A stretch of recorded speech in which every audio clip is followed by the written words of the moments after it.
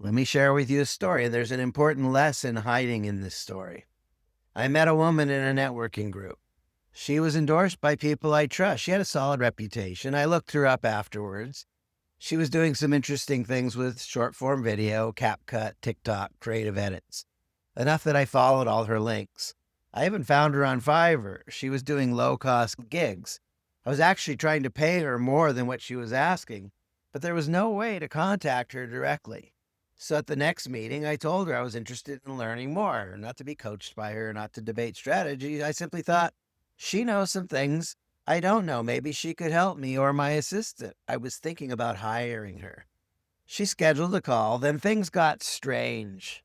Before the meeting, she sent a long message explaining she wasn't open to coaching. She didn't want to be sold to. My content strategy was outdated. Social platforms punish authority based content. She'd only help me if I was open to a major strategic shift. She cited follower counts, algorithm insights, campaign results. Fair enough. So I replied calmly. I told her I wasn't trying to sell her anything. I wasn't throwing away strategies that are already working. I was open to some tactical improvements, not a full-blown overhaul. I saw value in her skills and was happy to pay her for them. I reassured her there's nothing to be afraid of. I'm safe. This morning, I got a short message. I'm canceling our meeting. We're not a good fit to work together. Now, maybe we weren't a fit. That happens. But that's not the point. The real question is, how many opportunities do we quietly block because we're protecting ourselves from something that isn't actually there? Fear doesn't always look like hesitation. Sometimes fear is like over-explaining, pre-qualifying people out, assuming bad intent, or drawing lines that no one asked for, or treating curiosity like a threat. I was genuinely curious about hiring her. I wasn't trying to change her business. I wasn't challenging her authority. I wasn't questioning her expertise. I was trying to hire her. Most people don't have a sales problem. They have a sales prevention department. It's the part of us that says people like that won't listen.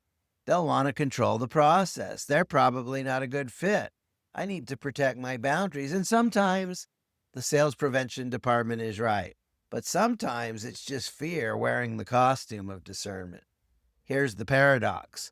The same walls that keep out danger are the same walls that keep out help and collaboration and learning and cash and connection. We don't just block out the wrong people, we block out the right ones too. And there's a quiet cost. I have no argument, no conflict, no drama, just a canceled meeting and money that never changed hands. Multiply that by months or years, that's not alignment. That's self-sabotage disguised as standards. So here's the lesson. Confidence doesn't need to control the room. It can stay curious. Boundaries don't require assumptions. They can be flexible and yet firm. And opportunity often shows up gently, not as a pitch, but as interest.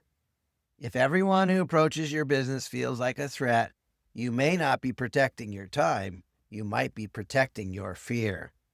Where might you be preventing sales or opportunities without realizing it? If this resonates with you, share it with someone who's very selective but secretly frustrated by their slow growth in their business. Sometimes the breakthrough isn't a new strategy. It's lowering the walls long enough to let the right people in.